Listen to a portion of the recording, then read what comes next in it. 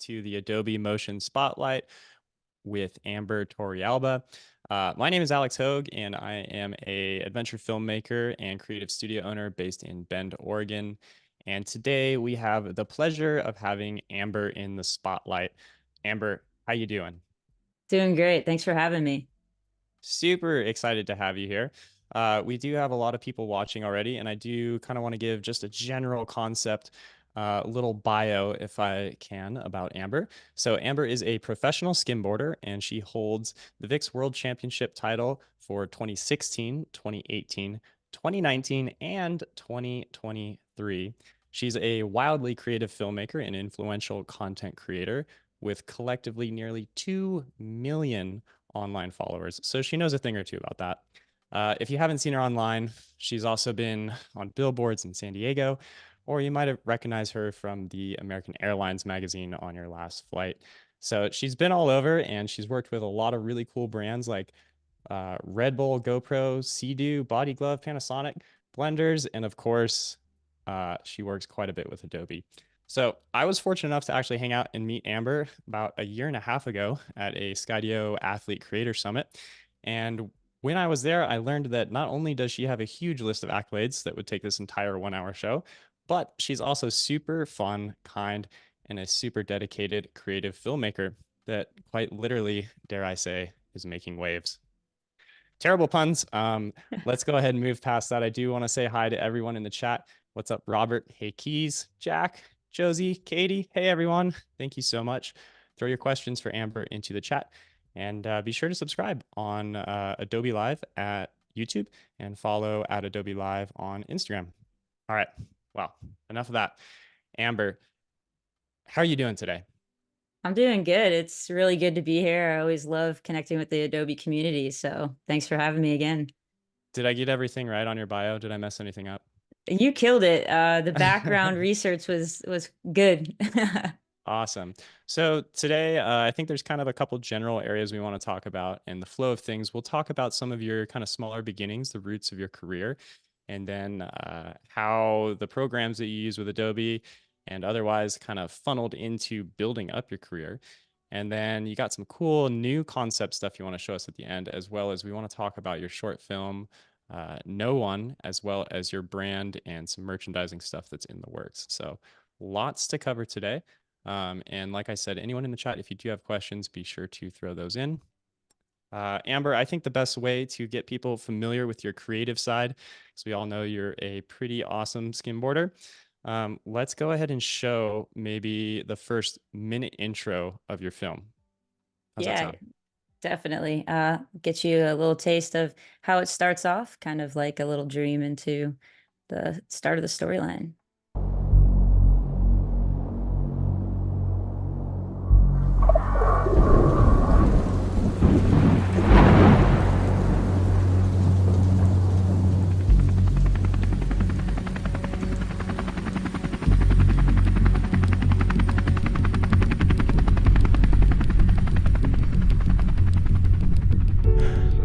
As soon as they can, as we're maneuvering around some buildups and possible thunderstorms.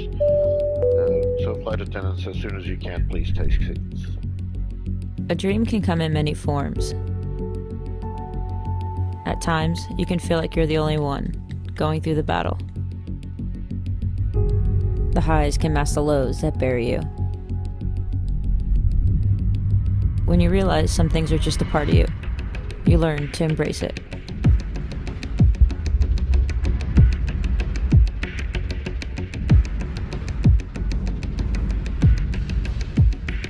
Excellent. All right, so let's go ahead and pause there.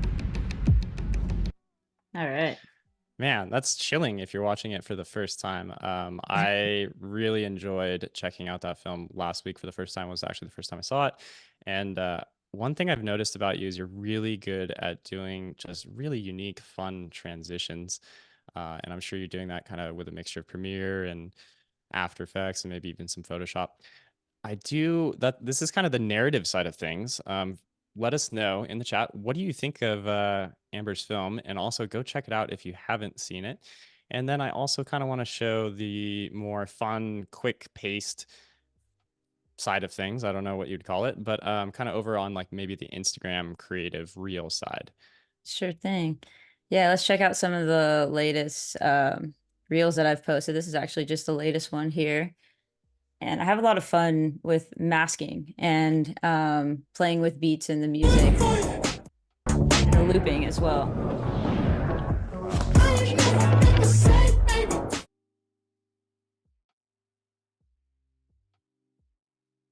Yeah, so we'll have to leave the music off just for licensing stuff, but let's take a look at maybe one other without the Cool. audio. And then anyone watching in the chat, since we can't play the music on our end, go check out Amber's Instagram, give her a follow, and let us know what you think about some of her work. I know Mac in the chat here, this is amazing, great job, totally agree. Keys is not too familiar with skimboarding, but stick around, Keys. By the end of this, you're going to know all about skimboarding, I'm sure. Show you a little bit more. Let's turn off this. Gosh, So I it's love these transitions. Thank you so much. It's really fun to like come back from a trip too, and you have all this footage, and you kind of have to find a way to put them together. And also, like, even after you've used footage before, finding a way to maybe use footage from the past and the present and making a story out of them as well through the transitions. So I have a lot of fun doing that, or just making, fun with like the way that the movement of the camera and the movement of how you're keyframing and using the program to really make it feel like it flows. That's my biggest thing. Is I know that I don't have the best attention span, so I think it's almost worked to my advantage that like I'm trying to create videos that hold your attention span. So it's always fun to play around with and do little things and work with brands, and it's been tons of fun throughout my career to challenge myself as well. Yeah, I totally agree. And one thing I do notice, I think there's two things I'm really noticing with a lot of your work is one, the amazingly beautiful locations, which is exactly what Jack just mentioned in the chat. And also kind of those transitions and everything's kind of fast paced, fun. It's still moving. And I just really want to take a moment to kind of applaud that style. And for people that are watching, where is the best place for them to follow you, to keep tabs on you, to check out your work? Where should people Yeah. go? So my socials are Amber Torrealba across everything, so it makes it pretty easy. So on Instagram, TikTok, YouTube, you can find me at Amber Torrealba, and you'll be able to find even like LinkedIn and little things like that I post. So that's where you'll find a lot of my portfolio type items and the brand work that I do. Right on. So we know kind of a little bit of your background. I do kind of want to dive in a bit more to that in depth. But first, I kind of want to play a little fun game with you just really quick. And it's basically like a word association game. And what I'm going to do is I'm going to say one word. So for example, I'm going to say French, and I want you to say the first thing that comes to mind, like fry. Okay. And we're just going to go rapid fire as quick as we can. Okay. How's that All sound? right, let's And I do want it. people in the chat to join in as well. So just type whatever the first thing is that comes to mind, and we'll just see what we come up with just for fun, just to kick things off and kind of break the ice here. All right. Are Let's you go. ready? All Yep. right. First word, Adobe. Edits. Okay. AI. Photos. Inspiration. Ocean. Action. Cameras. I love it. Comfort food. Woo! Star Patch. All right. Personal growth. Wow, for some reason it brought me back to inspiration. Love it. Okay. And video. Video games. Right on. And the last one, Adobe Live Community. Close. Collective. Right on. I love that. Awesome. Thanks for playing along. Yeah. Wow, we're getting all kinds of interesting things in the chat here too. Bricks, robots, adventure. I love it. So with all that in mind, let's throw it back a little bit to kind of your roots. So you were born and raised in Florida, and growing up you played varsity basketball, track, but your first love was skateboarding. And kind of surprising for me to learn, you started your first business technically in high school, making skateboard decks. Yeah. What was that like? What did you learn? Tell me a bit about that. Yeah, so I learned so much from that. I think that was the best part of, my career and me realizing that this is, entrepreneurship or like just going for my own thing was really what I wanted. And I had fun. And, you work jobs throughout your life, or you have to do things for school or whatnot. But, you can find yourself, having a hard time sitting down and actually doing it. And I found that when I would create brands or anything like that, when I created this first skateboard brand when I was so into skating and I was 18 years old, and I was like, well, am I going to really become a professional skateboarder at 18, when I kind of used a lot of my high school years and elementary years focusing on traditional sports, soccer, basketball, track, kind of taking the traditional route and trying to do, college and maybe the WNBA one day. I stepped back and I was like, well, my passion is really with skateboarding and Mm. action sports, and this like style and creativity that flows with those type of sports. That, there's really a lot of it's subjective, right? So it kind of correlates with my career and like creativeness. And so creating this first brand at 18, it really taught me what to do right and what to do wrong. And um, kind of sponsoring kids when I was younger and realizing that, like, I didn't really have this opportunity, but I want to give this opportunity to other people. That was really the start, and where I found like happiness in this path of like, um, I can just keep creating and giving back and finding this like kind of full circle moment of like all of this goes together in a way of your brand, and that you can create things that can inspire other people the same way that you kind of wanted to be inspired as a little kid. And I always try and tap into those roots of like, that kid brain of like what stoked you out when you were young, and how can you do the same for other people. And I try and do that with my films and with the content that I create. Just have fun with it. Yeah, I love that. So this whole kind of concept of like the creativity and even the entrepreneurship started at such a young age for you. That kind of carried forward. So through college, you got your bachelor's in marketing and digital media from University of Florida. And during that time, you were working at a Radio Shack store, managing a multi-million-dollar store, as well as working for social media accounts and brands and designing websites and logos. Tell me a bit about kind of how that continued to evolve for you. Yeah, it was kind of that path of like, okay, I go to college, I get my degree. I wanted to finish so quick. I took that accelerated path in high school, like taking my senior year and going to college right away. I didn't even go to high school my senior year. They immediately put me in college, but I was still able to play for the basketball team. So that was cool. And that made me realize like I'm on this accelerated path. Like I should really like take this and run with it. So after getting out of college and still working at Radio Shack, throughout college, kind of having, this fun side job to pay the bills, essentially, that I didn't realize was going to turn into something bigger, because I was, good at like the electronics and the selling. And, Radio Shack was a way to like, you worked on commissions, so you kind of had to make your own paycheck. So it was similar to what I was doing with entrepreneurship and building my own brand, and really pushing to be a creative, because I was creating my own, what I wanted to get paid by selling and doing that. So kind of getting my own store and taking that path of like realizing, okay, like I have a good career right now in a business that, I've just been working in since I was young, and I'm outside of college and I can kind of do anything that I want now that I have a degree. I really started to take that opportunity of having a stable job and that I was good at, to start working on that side stuff. So that's when I started working with brands, and Instagram came out, and I realized like, well, hey, like if I'm good at like selling this entire store, like why can't I, sell the services of my creativity and like work with brands and help them, and, make it like a partnership of how if I help you, you can help me, and we can really grow together. So creating that agency, while I was still working at Radio Shack, it was like a digital media agency where like those didn't even exist. People were thinking I was crazy. Other managers were, they're like, what kind of dream is this? Like that you want to leave this corporate job that you have everything, and just go live off the internet, is the way they were thinking.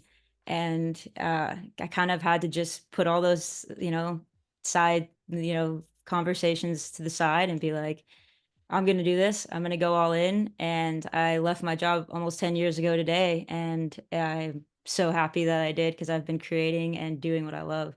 So it's pretty wild. Man, that's such a heartwarming story. I also feel like we need to, just as the chat says, we need to take a moment of silence there for Radio Shack. So, Please wait, do. yeah, way to hang in there on that one.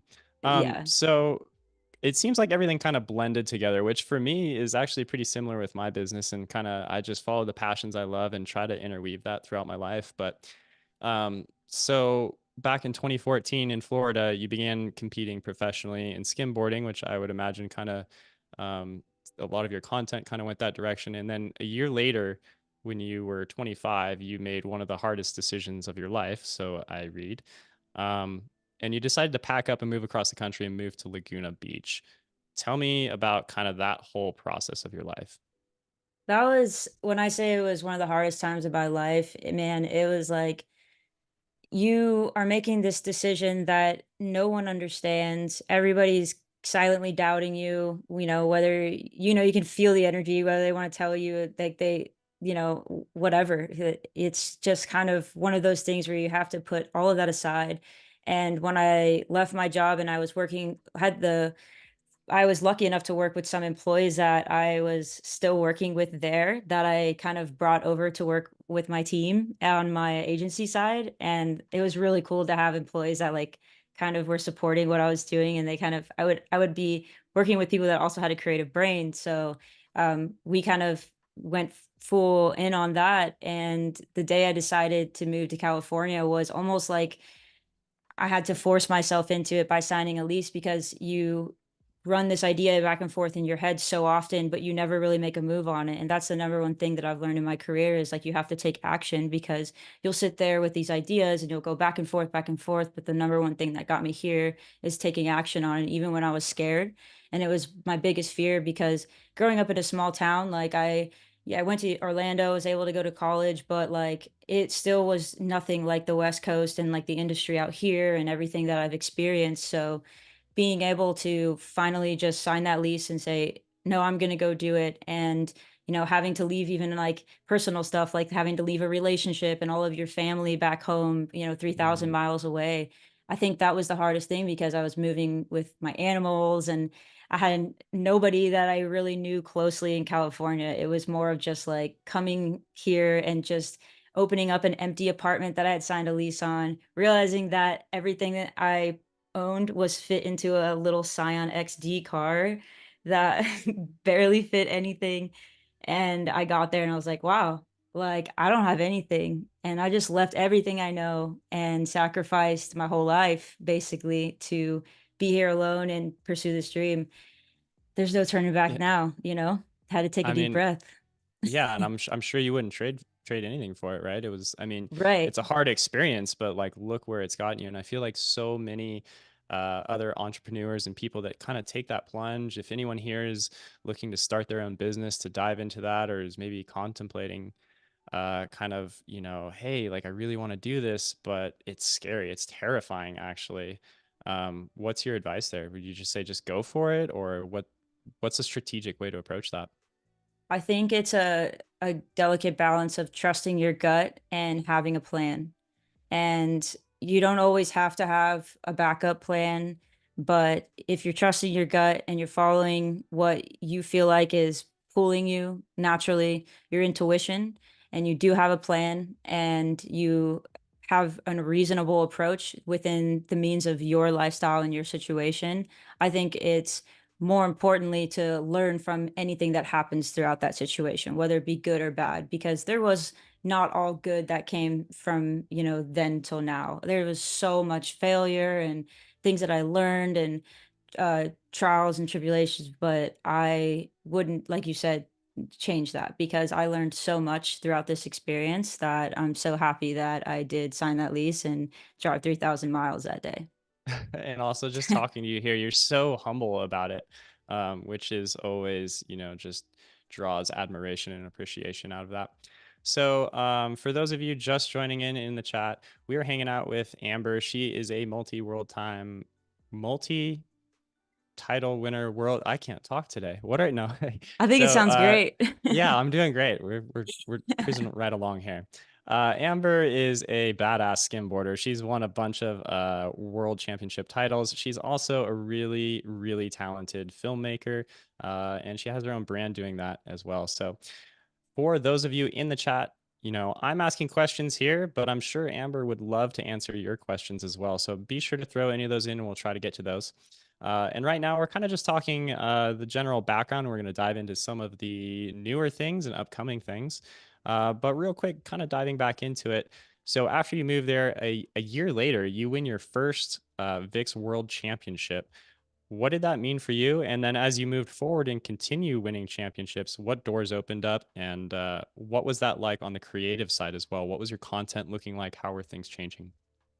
Yeah, that meant so much to me because being a kid coming from Florida, you see this lifestyle on the West Coast, and in Florida, there's waves, but they're not anything in comparison to like Laguna Beach as far as skimboarding.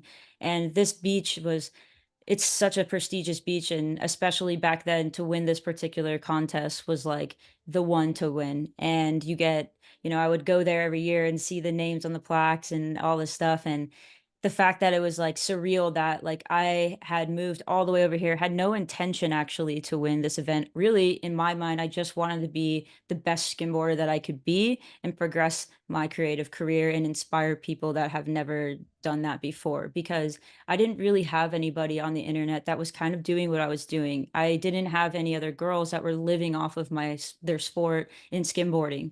There wasn't really a track for that. There wasn't a path for that. And that kind of dips into the whole reason why I kind of operated the way I did as far as like wanting to give back to other people and wanting to inspire other people, because I didn't really have it myself in terms of like female skimboarding. It was really there was really good female skimboarders, but a lot of them, would have normal jobs and, have to balance that life of, going to work and then coming to a skim competition and crushing it and inspiring me. But then I was like, oh, like, where do they go? Like, they don't get to like do this for like their life and, like enjoy their passion of this epic sport. And so I really wanted to show that like there's a way to do this. There's got to be a way. I got to crack the code. Like I can be a professional skimboarder and show that you can make a living off this. You can get sponsors and I can make this my career. And that was really what I was pushing for in the beginning. And what it really meant for me winning that competition was like, holy crap, I'm here and it's working. Like something is working. I can't stop now. I have to keep going. And that mentality progressed also into my filmmaking and my creative career and working with the people around me and trying to build a team and that kind of thing. And it was great that like, in that, I honestly still can't believe those VIG competitions that I won, to be honest. And I'm just thankful today that also I'm surrounded by girls now, so many more girls that are in the sport, and we're seeing the movement grow. Yeah, tell me a bit about that. So in 2018, 2019, you win two more titles. You start being featured in various things like American Airlines magazine. You're on a billboard in San Diego. Pretty bad ass. Like I was living in San Diego at that time period. So Sick. also you were kind of the face of Adobe Premiere Rush, which you were doing all kinds of stuff with Adobe at that time. And this is 5, 6, 7 years ago at this point. That's continued to evolve, and you kind of pioneered the way, because like as we originally talked about, Instagram was first starting up when you were already doing this, and for female athletes in one regard, but also on a creative content aspect on the other side of things. How do you think that's different for females, and like what's your advice there, and kind of like how would you encourage young women and also just everyone in general to overcome those challenges? I think that the more that we all continue to, good or bad, put out what we're doing, right? Like whether it's us falling on our skateboard, falling on the skimboard, and just trying our best and putting content out. I think that's what's really growing this on the female side, at least the movement, because I always get asked, like, when did you start skimboarding? And I say like 16, 17 years old. And I'm like, wait, why didn't I start skimboarding more Mhm. seriously when I was younger? And I realized it's because, I wasn't seeing that kind of thing out there. I wasn't exposed to it. And the internet wasn't operating the way that it was today, like the social media and girls seeing the other girls shred. And the more and more that I'm seeing the effect of that hands-on, and the girls that I actually work with today through my brand and through the teams that I'm sponsored by, there's young girls that are crushing it at 5 to 10 years old in our sport now, that are seeing us from a young age and realizing that they can do this. And the biggest thing about that is it gives them that confidence to fall and keep going again, or make an edit and do it again even if it wasn't the best edit. And I think a lot of that is so powerful in the movement that some people maybe not even realize is happening, especially on the female side in sports and creativity and everything. And I just think it's really, really cool to see, because that was really what was the kind of the root of what was my passion with creativity, is like, hey, I've never seen this before. Like, what if I make it? Right. And then you make it, you're like, whoa, like this was in my head and now it's real. And then you see somebody else, like it kind of sparks something. Oh, like they did it like that. Let me try it like that. And speaking of what like kind of sparked my inspiration with through like the new Mhm. things that are working out with Adobe, generative fill and AI types things, that's what actually led me into the what we're going to be working on today, of like, oh, let me try something new. I saw somebody do it in a completely different way, but let me try it for my style and my skimboarding or drone shots and things like that. So I think this is just really cool, the way everybody is kind of showing that a community can really build each other up. Yeah, and kind of feeding off of that a little bit, what are or who are some of your inspirations? Like, do you always have that motivation to go out there and film and do this, or are there some days that are kind of challenging? And where do you generate these ideas from? You kind of touched on it a little bit, but is it more of just like, hey, you have an idea pop in your head, and I'm gonna go make this cool film called No One? Or like, how does that evolve? What's that creative process like? And how are the apps, from when you were making stuff with Adobe Rush to now working in Premiere and After Effects and Photoshop? How has that process evolved for you? Yeah, it's interesting because from a smaller creative level, when I didn't know the things that I know now, the inspiration was really coming from like not really having much of like when you're growing up in a town that really doesn't have mountains or a lot of depth of like, oh, I'm standing on a hill and I can take a shot where I see like different layers of depth, and you're kind of just like, it makes you think like, how do I work with what I have? And that's kind of Hmm. how it started for me in the beginning. And now you ask yourself, because okay, I have all these things to work with now, and now where do I draw inspiration? How do I start this process of like a concept and things like that? So I really try to tap into that, like almost like reverse breaking down an edit of like, all right, like what's the goal that I want to achieve, or what is this thing that popped into my head that is kind of like keeps popping up into my head, and what can I create from that? So like there'll be times that you'll just be doing anything. You'll out be in nature, you'll be walking around and I'm like, I just had an idea, or I saw something and I'm just like, oh my God. And it just sends, like a list of ideas in your head of like things that you could play off of and stuff like that based on what you already know how to do or things you want to try. And the biggest thing for me is writing. And if I don't write down like what I'm thinking or like the Hmm. ideas that I have, they could be gone. And Yeah. I'm So like, oh, that was cool. do you carry like a little notebook around with you, or how do you record all those ideas? Do you do it digitally, or do you like to write? I like to do it on the notes pad on my phone. I found that that's just the easiest because it's always around. I've tried many different processes of like kind of like making things almost more difficult for myself, of like breaking down my schedule or my ideas or how I want to write a concept. And at the end of the day, I realize similar to filmmaking, it's like the best thing you have is what you already have and when your hand. And sometimes things are more simple than they seem as long as you just get started. And that kind of leads Hmm. to what we were talking about of like, well, like what advice maybe we would have for like most people that like want to get started, is like just the action part of it, is like you might not Just have a, start. yeah, because your Yeah. idea might be terrible right now. But what's funny is like I'll write an idea, I'll look on it a week later, and I'll be like, what the heck was I thinking about?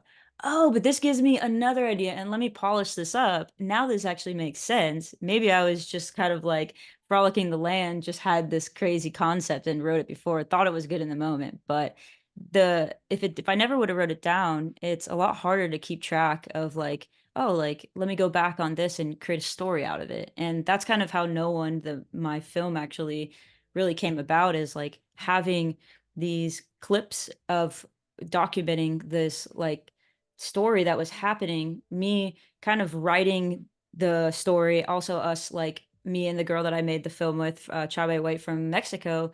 She's another world champion as well. We conversated so much, and I was like, wow, like we have these audio messages that are so real. We have these conversations that are so real. I have these notes, I have these clips. Like this story is developing right before my eyes.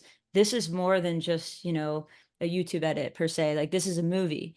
Like this is something that I want to make a true story out of, instead of just like a 1 minute little YouTube clip or a little short film, a little short form content on Instagram. And that's really where the concept came from with No One. Is like I felt like as I was creating this concept and thinking of these ideas, I realized that I was building something more, and I was able to actually sit down and be like, okay, where does the storyline start and end? And let me build it throughout.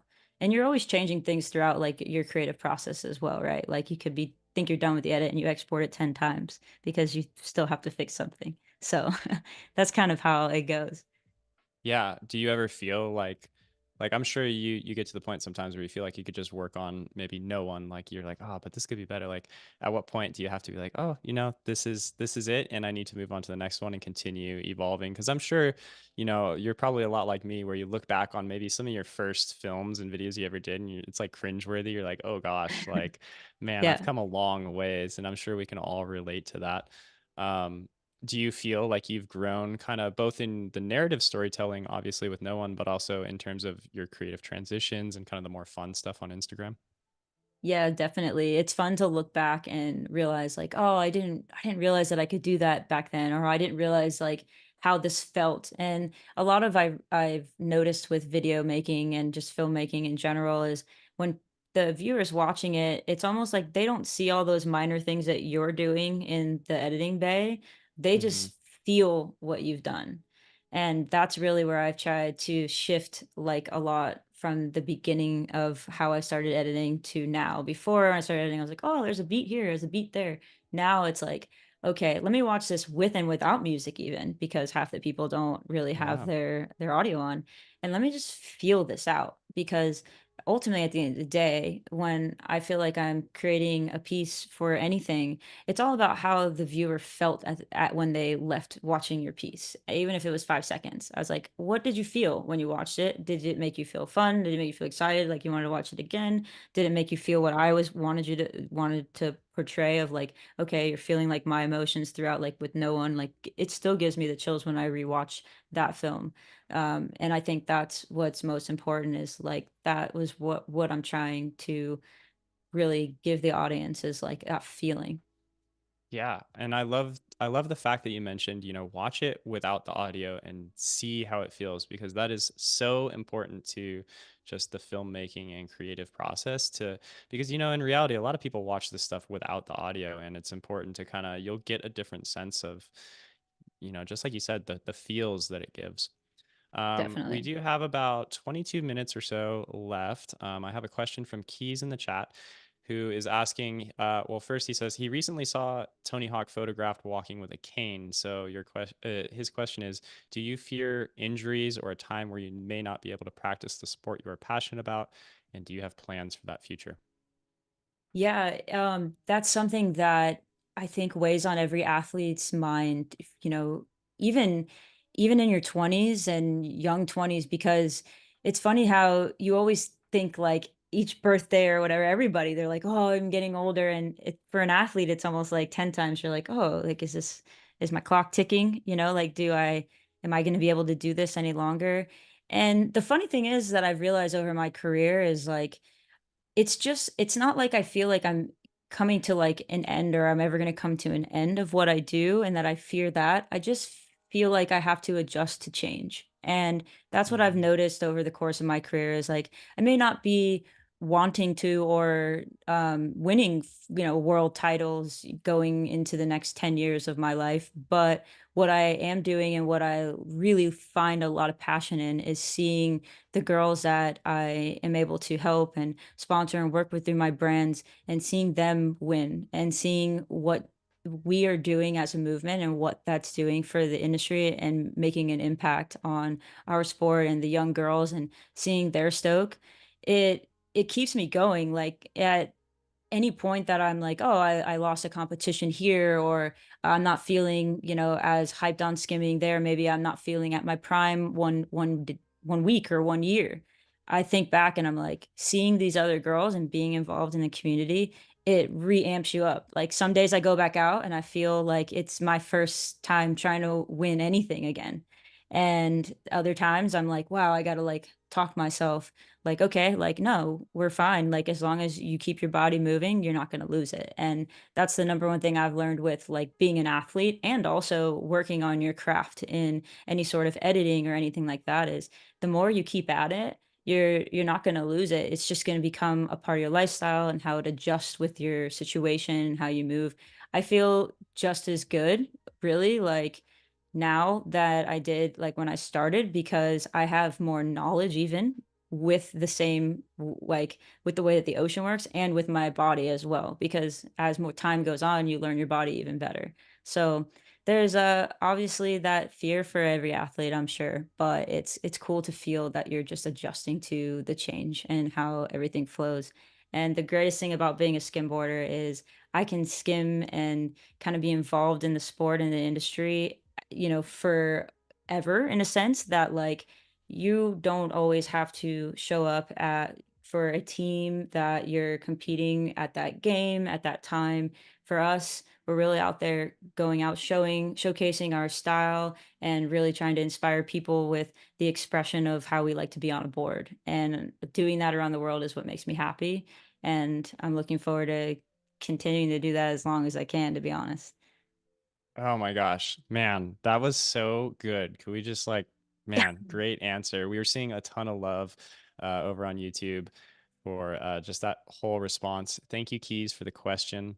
Um, yeah, I would imagine like you probably never imagined yourself as a young woman, and now where you're at with your career, that I'm sure you are inspiring tons of little girls, young women, and other athletes out there.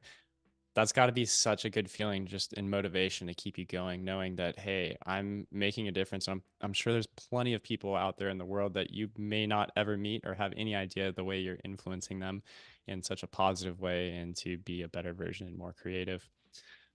We are winding down on time, so we have 17 minutes, and I want to kind of transition a bit to either your film, talking about your film and your brand, No One, or also you mentioned in that response, you mentioned the words adjusting to change, which makes me think about AI and how you're using AI. So, which would you like to talk about first? I know you have some little piece you're working on that you'd like to show us. I also know I would love to talk about No One as well as some of the upcoming things. Where should we spend our time? Yeah, we might as well dive into the fun stuff of let's see what we got for the AI generative fill and see what we've been working on. I would love to show an example of the ending of a project that isn't out yet, so it's kind of cool. You guys are going to Yes. be able to see how I'm working on a project that will be posted on Instagram later this month. So yeah, we're kind of working along together. Awesome. And one of the takeaways, you kind of showed this to me just before we went live. And one of the biggest things that I noticed, and you touched on this at the very beginning of the show, is how you can be creative without necessarily having a super beautiful beach around you. You know, you could do this anywhere and just be creative. And that's what I love about kind of your process here. So let's take a look. Definitely. Yeah, and if you can see my screen here, we can get started with Premiere Pro. And yeah, like Alex was saying, I growing up in a town that like I didn't really have so much resources as far as the land and creativity to work with of like, if you let's say you just have a open field, have maybe a couple trees, nothing really to work with. You don't have this mountain or ocean in the background, right? I hear a lot of people saying, well, oh, and I even thought like, oh, if only I lived here, if only I was there. So this is one cool thing that when we have AI now, that it's a way to kind of take your creativity and run wild with it, and that you don't have to necessarily have have this great landscape or travel to this crazy place to get these results and be able to achieve a really fun and creative concept. So what I was working on here is I have a drone shot of me kind of just laying down in the grass with my skateboard and my hat and my e-bike next to me. And what this concept does is it was a way for me to take a normal looking drone shot, which I can show you in the previous sequence, of kind of just going up and nothing really happening. I'm just kind of in an empty field here where we have grass. Taking that and adding different frames that I've created through Photoshop's new generative fill, Mm, and being so able to cool. take, yeah, and you can really just make yourself in all these different environments. And I thought, why not make it really fun to when the drone goes up? So that way each one of these environments switches really quick and on like a little sound where it's like ticking, right? So another cool thing is like you don't necessarily just have to change, you're not able to just change the environment, but I was able to change the items that are sitting next to me. I love So that. yeah, it's cool because, like, I wanted to think of it as like a daydream, right? Like I'm sitting in this empty field and all I have is just me, the grass, and a couple of my items. But where else could I be daydreaming? I am. And we could be in all these different places because of AI and Adobe Photoshop Generative Fill. So this is really cool way to just take even a picture of my skimboard that is actually you're seeing in this screenshot. It was a picture of a skimboard from a completely separate drone shot that I was able to cut out and put into this as well and switch around, even though I was technically laying next to a skateboard. So I can give you a little background actually on how I was able to do this in Photoshop as well before I went ahead and brought it into Premiere. But before we Yeah. go, yeah. Yeah, I'd Um, love that. We have about 13 or so minutes left. We'll have to do a couple minutes of wrap up. So maybe about 10 minutes or so. So cool. we'll spend a few minutes here and we can talk about some of your other stuff as well. Sounds good. That works for me. This is a pretty easy showcase of like taking a screenshot, popping it over to Adobe Photoshop, and then you'll be able to let your imagination run wild based on what I did here. So after you've already corrected, you want to make sure you kind of get your color right and the way you want your clip to look before you go ahead and take the screenshot. But it's nice and easy here that once you have a screenshot that you like and that you're going to be editing in Photoshop, you just click this export frame button here. You can name it whatever you like here. Let's say Amber Drone Gen Fill. And then you can export that. And let's say, oh, actually, I already named it that before. So we'll just say Amber Drone Shot. And then we just go like that. And that usually brings you over into, let's see, we have this right here. So I've already went ahead and uploaded into Photoshop for you to save some time. And you can see on my layers on the right-hand side, I already have this working file of how I edited this particular project. It has all the different layers of where I put myself. So for instance, I used forest when I typed in the generative fill, and then I Mm, can use cliff, and then I typed in clear lakeside. And these are all the things that Adobe kind of came up with for me. And that's the really cool thing is if you have this idea, you can click on your original frame. You can go ahead and just lasso yourself. So if I just lasso around myself here, I can even go select to inverse. And now pretty much what Photoshop has done is it's selected the entire environment around me, and I can just play around with where I want to be. So now I can just say like, if I want to be on a beach or if I want to be in a tropical area or by the lakeside, let's do lakeside and see what we get. yeah, and so you And don't it's even have to be a Photoshop expert to do this. It's so simple. Yeah, you'll see like within a couple seconds, it'll pop out like an idea that it has, and you'll be able to choose from what you want to use. Look at that. So here I am by this lakeside that I don't even know, but we time traveled there and it looks great. So you can choose between, we got fall on the lakeside, and then it also fixed the grass for you if you decide that you don't like any of those. You just want the grass. So it's really cool that we can take these and I can basically take these frames and import them right into the project is what you see done here.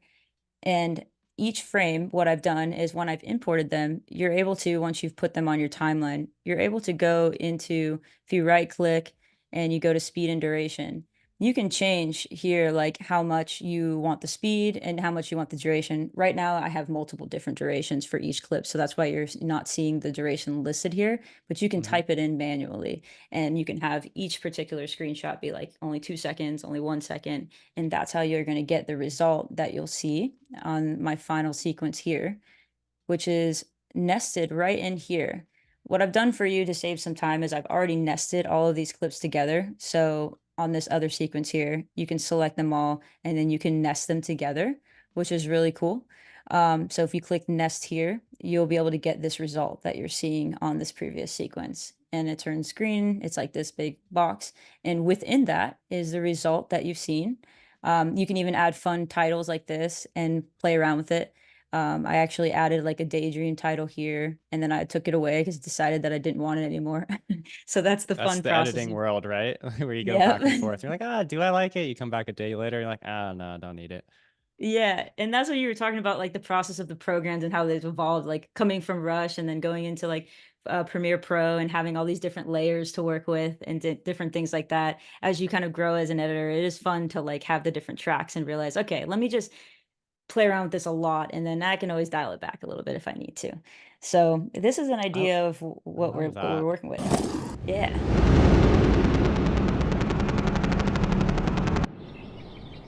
Oh man. And then we have some bird noise at the end. Oh, that's so So cool. this was like the beginning of kind of where I was just playing around with as well. So you kind of get a feel for it. And then nice and peace.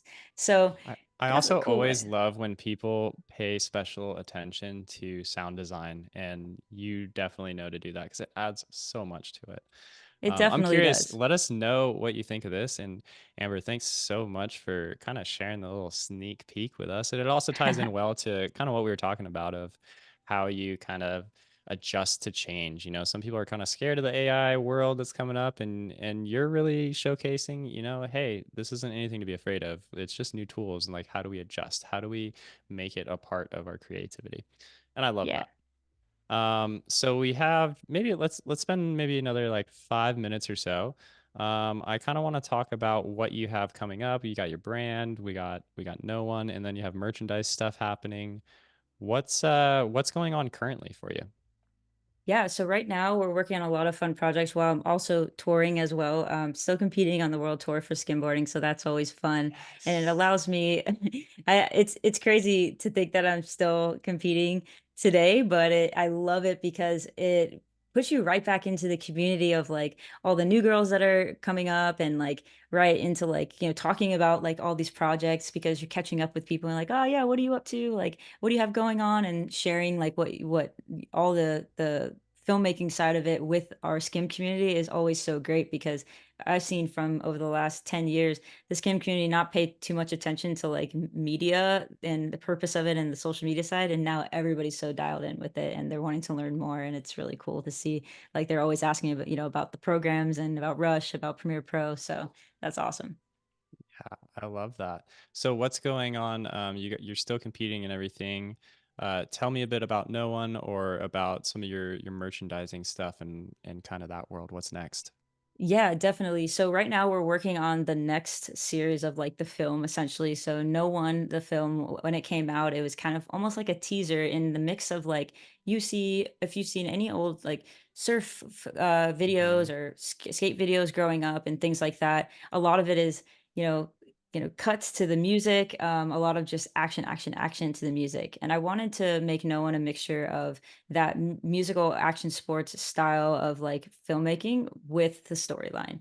And so with that little teaser of that 20-minute like intro to like what was going on between me and Chabai White from Mexico and how our stories kind of aligned and whatnot, we are building the documentary based on that. So we've already kind of been in filming with that. We're finishing everything up hopefully by the end of this year and working on releasing that for next year. And along the way, we're now releasing consistent YouTube episodes to kind of showcase like my lifestyle of how I'm traveling to these competitions and like creating in Laguna Beach and creating throughout the world and linking up with other athletes and things like that. So we're really, really dialing into the longer form content side of it now, along with the short form that I've always kind of worked on. And it's been really fun to work with my team and just work, kind of challenge each other to grow and grow and grow. And we have a podcast releasing this summer. That's going to be fun as well. Holy cow, you're So doing it all.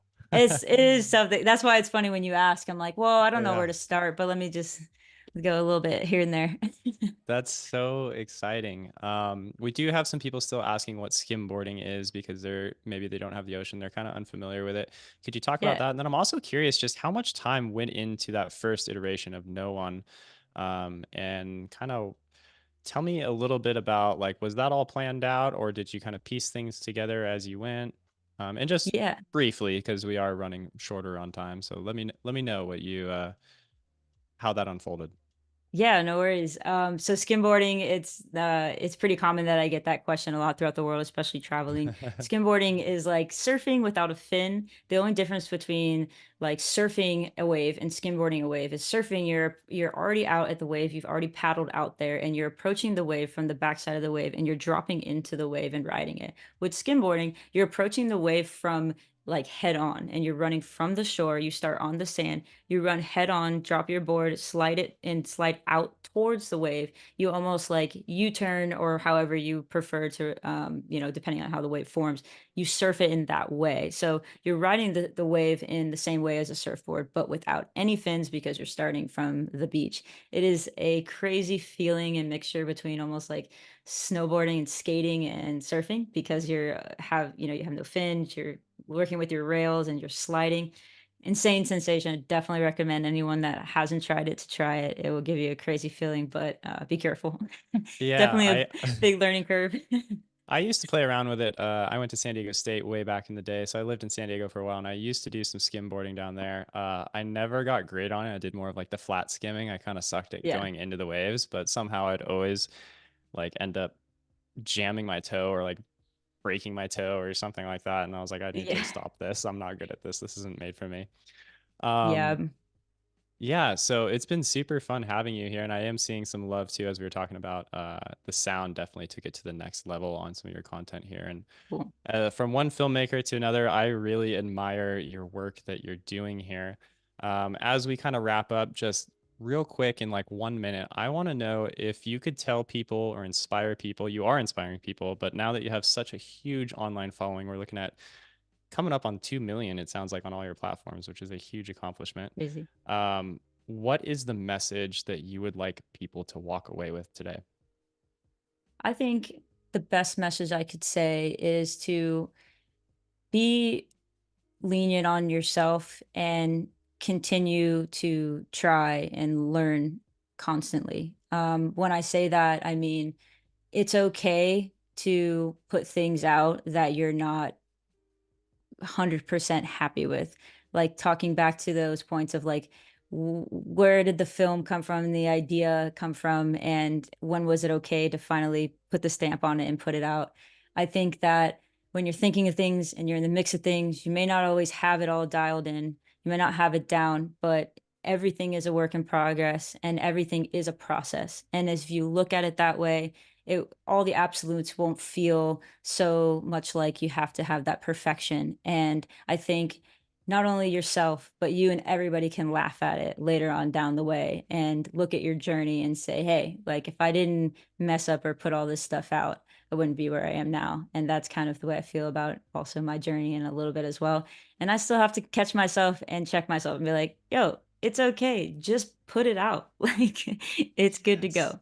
So, Yes. that would be my advice. And encourage each other, support each other. Like when you see something that somebody took an extra minute or extra time on, if you're another filmmaker or creator, say something because I think that all of us have that like like those days are those like times when you're just in a dark room and you're just in front of your computer and you're editing over and over again. And you're like, will anyone notice this? But then when somebody Yeah. notices it, like feels great. Such good feelings. Thank you so much, Amber, and thanks for kind of recapping that message. You are so humble and so talented. I hope you know that. And I think everyone here in the chat would agree. Uh, for one, I had a great time chatting with you here. I hope you did too. We are running out of time, and we do have another show coming up just after this. So stick around. We're hanging out with Evan Abrams and Kyle Hamrick. If you haven't heard of them, they're doing the Motion Design Hotline. Amber, man, it's been a pleasure. Thank you so, so much for being here. Thanks, Alex. It was really fun. Appreciate it. All right. We'll see you guys soon. Take it easy.